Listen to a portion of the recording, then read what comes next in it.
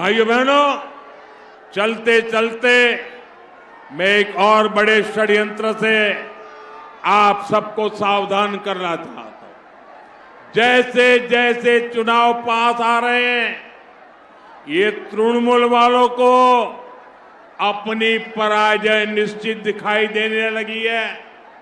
इसलिए आने वाले दिनों में ये लोग साजिशों का सहारा लेंगे। अभी असम में भी ऐसा ही खेल किया गया, पुडुचेरी में यही किया गया। एआई के जरिए, आर्टिफिशियल इंटेलिजेंस के जरिए फेक वीडियो बनाकर ये झूठ फैलाने की कोशिश करेंगे। हमें ऐसे किसी झूठ का शिकार नहीं होना है। हमें सच्चाई के साथ इसी मजबूती से डटे रहना है। एक बार फिर आप सभी से भारी मतदान की अपील करता हूं। साथियों, पहले जब पूरी दुनिया में भारत की अर्थव्यवस्था का दबदबा था, तब मुर्शिदाबाद का नाम भी छाया रहता था। मुर्शिदाबाद के सिल्क की दुनिया दीवानी रहती थी, लेकिन यहां की सरकारों की निरंतर उपेक्षा ने सिल्क इंडस्ट्री को तबाह कर दिया।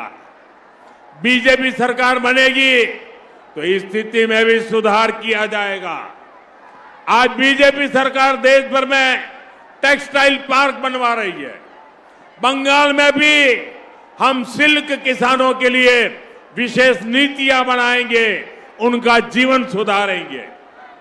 साथियों, बंगाल में टीएमसी मां माटी मानुष का नारा लगाकर सत्ता में आई थी, लेकिन टीएमसी अब बंगाल में घुसपैठियों द्वारा, घुसपैठियों के वोट से घुसपैठियों की सरकार बनाना चाहती है।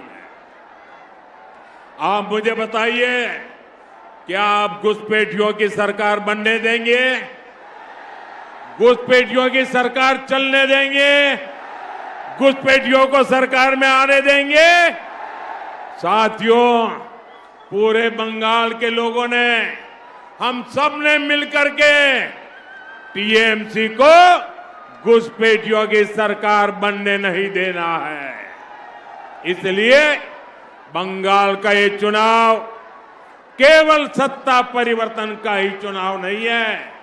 ये चुनाव बंगाल की पहचान बचाने का चुनाव है।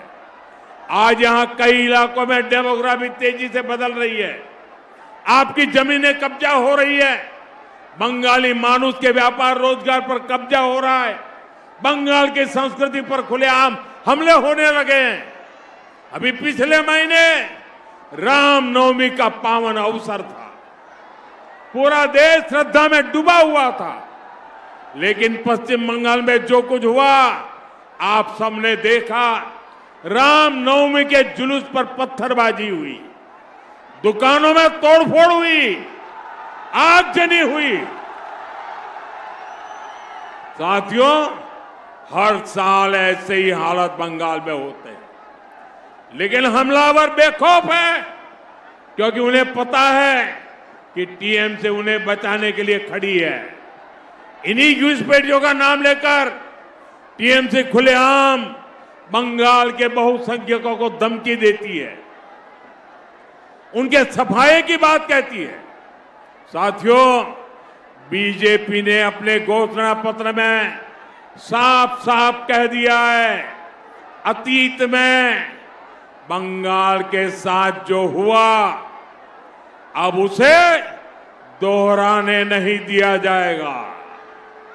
बंगाल अब तुष्टीकरण और वोट बैंक के खेल को और बर्दाश्त नहीं करेगा। हम पश्चिम बंगाल में हमारे बंगालियों को अल्पसंख्यक नहीं बनने देंगे, माइनॉरिटी होने नहीं देंगे।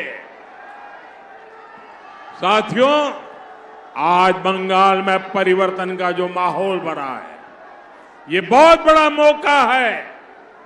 हमें इसे जाने नहीं देना है। मतदान के दिन आप सभी एकजुट होकर वोट डालने जाएं। यहां आपको चित्तो बाबू जैसा समर्पित उम्मीदवार भी मिला है। यह वो व्यक्ति है जो 1982 से इस क्षेत्र में कमल का संदेश लेकर घर घर पहुंचा है। बीजेपी के सभी उम्मीदवार, उनका एक ही मकसद है, बंगाल का विकास। बीजेपी का एक ही संकल्प है, बंगाल के भविष्य का निर्माण। ये संकल्प आपके आशीर्वाद से पूरा होगा। आपका एक एक वोट आने वाली पीढ़ियों के लिए वरदान होगा। एबीपी आनंद एगिए थाके एगिए राखे।